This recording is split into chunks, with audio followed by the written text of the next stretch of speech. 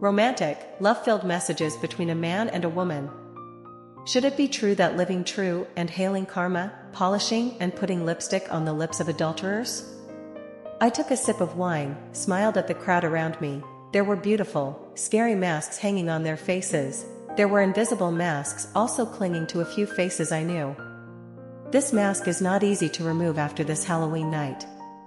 Loud and bustling sounds, melodious music, the melodies of mambo craze, tiempo, take me inside. The type of music and whispers of songs that make people want to drink something to drink. Fly to the moon and pick up the stars. The man standing next to me also drank a few sips of red wine, a bit of brie, a bit of cheddar cheese. He has known me for a few years. I see him as a brother who is sometimes close, sometimes strange, sometimes joking with me. Sometimes mutual respect is like new. The woman standing next to me also sipped wine and ate snacks continuously. She said, "When drinking wine, you must eat a lot to avoid stomach pain." The man often smiled, and he exclaimed, "That's really lovely. I love your story so much," he exclaimed, seeming to admire the woman standing next to me.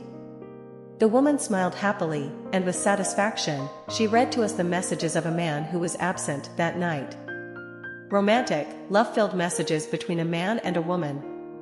This woman told me the story of how she waited until the middle of the night to be with this man, or left the house early in the morning to meet him. The story of the two of them loving each other morning, noon, and night, a love story. I don't know if it's love or not, but it's a passionate love story. I don't know what kind of passion it is, but it's a story that makes people feel as if they're walking on clouds or in a dream when listening to it. Tell. The man standing next to me said, "I really admire you. You dare to live with your emotions and say them out loud. There are many other people who have the same things, but they hide them and never tell the truth." The woman took another sip of wine, and read another text message that had just been sent from the absent man. The content of the message was that his son asked why his father was sitting outside in the yard drinking alone, and his eyes were red. Such. The man standing next to me nodded and said, "This guy is really cute." I also nodded, also feeling the cuteness of this hand, also feeling the innocence of my son, and also had a very heavenly feeling, a feeling of sadness. I feel like I'm an alien lost in a ceremony for ghosts who know they only have power for one night, so they show up as demons and unleash the full definition of the two words. Real life. I looked at the man standing next to me just an arm's length away, but he seemed so far away.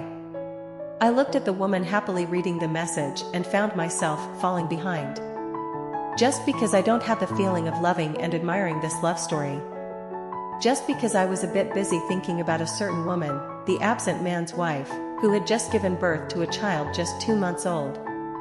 Just because I was busy thinking about a certain man, the husband of the woman standing next to me, was calling his wife but she hadn't picked up yet. Just because I think of a little girl growing up, the daughter of the man standing next to me, if one day, his daughter gets married, and this husband also treats his daughter the same way, would you still admire a certain woman who is having an affair with your very cute son-in-law?